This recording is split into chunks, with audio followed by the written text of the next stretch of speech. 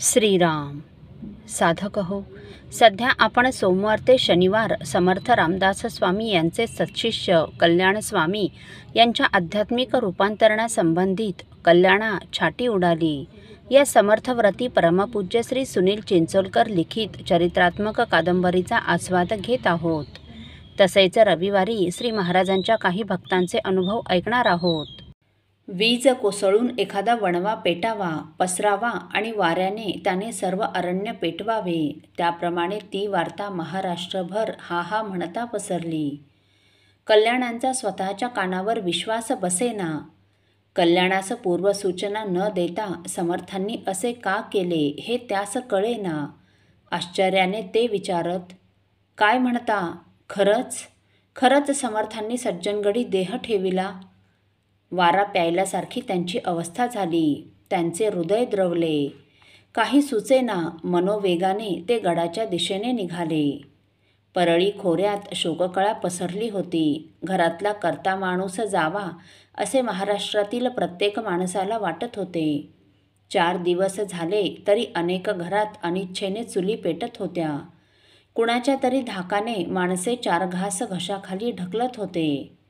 कल्याण गडावर पोहोचले तेव्हा समर्थांचा देह अग्नीने ग्रहण केला होता व ज्या ठिकाणी अग्निसंस्कार झाला तेथे 3ऱ्या दिवशी स्वयंभू समाधीशिळा आपोआप जमिनीतून वर आली होती. कल्याण गडावर आले तो थेट त्या समाधीजवळ गेले व मोठमोठ्याने रडू लागले. समर्थांना ते वारंवार विचारू लागले, मला अंतसमयी का नाही बोलावले? तुमचे सगुण अन साकार दर्शन घडल्याविना आता अन्न घेणार नाही वा उदक घेणार नाही. मजला तुमचे देहात दर्शन हवे. वाट चुकलेल्या लहान मुलाने आईसाठी टाहो फोडावा, वासराने गाईसाठी हंबरडा फोडावा, त्याप्रमाणे कल्याण समर्थांसाठी धाय मोकलून रडत होते आणि एकदम आश्चर्य झाले. त्या समाधीमधून एक तेजस्वी प्रकाशज्योत प्रगटली. त्या ज्योतीने आकार धारण केला व प्रत्यक्ष रामदास कल्याणांची सद्गुरू माऊली प्रगट होऊन म्हणाली, माझी काया आणि वाणी गेली म्हणाल अंतःकरणी, परी मी आहे जगत जीवनी निरंतर. आत्माराम दासबोध माझे स्वरूप स्वतः सिद्ध, असता न करावा खेद भक्तजनी. नका करू खटपट पहा माझा ग्रंथ नीट, जेणे सायोज्यतेची वाट गवसेल की. समर्थांचे पुन्हा एकदा कल्याणास दर्शन झाले. कल्याणाला खूप आनंद वाटला.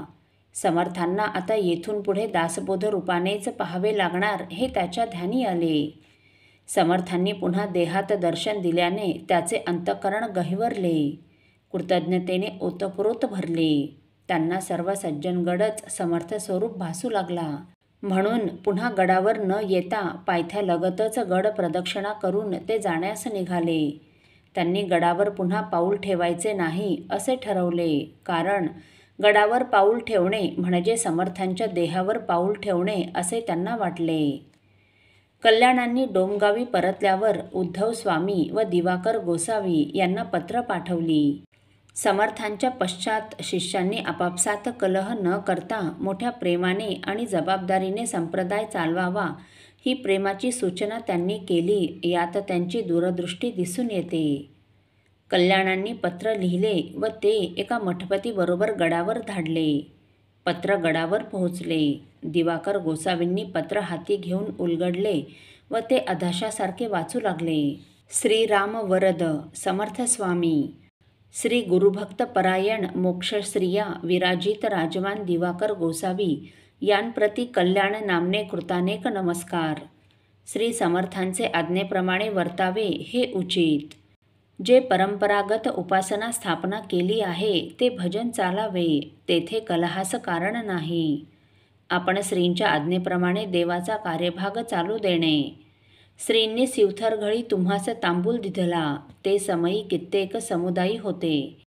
ते आज्ञा स्मरून अभिमान अक्रोध होऊन भजनास प्रवर्तल्याने श्री दया करतील. तुम्ही धैर्य न टाकणे.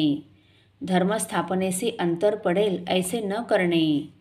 श्रींचा संतोषरूप आशीर्वाद असे, सर्वही यश देतील. राजे श्री उद्धव गोसावी यासही पत्र लिहिले असे. बहुत काय लिहिणे, श्री भजनाचे धैर्य न टाकणे ही विनंती. संप्रदाय वाढावा, पसरावा याबद्दलची कल्याणस्वामींची सारी तळमळ या पत्रात दिसून येते. समर्थांच्या पश्चात शिष्यांनी त्यांचा आदर्श चालवावा ही एकमात्र भावना यात त्यांनी प्रकर्षाने लिहिली. समर्थ निर्वाणाचे दुःख कल्याण लवकर विसरू शकले नाहीत. समर्थांचा सहवास नसल्याने ते कष्टी झाले. असो, साधक हो, निर्वाणसमयी समर्थ आजारी नव्हते, परंतु समर्थांचे मन अंतकाळी विषण्ण का झाले होते हे आपण पुढील भागात ऐकणार आहोत. श्रीराम समर्थ. आपल्यातील कोणा श्रींच्या भक्तांना श्रींचे काही अनुभव आले असतील तर कृपया आपण मला ते 9422843253 अथवा सुनील दादांच्या 9892608401 या व्हॉट्सअप नंबरवर कळवावेत अशी नम्र विनंती. श्रीराम समर्थ.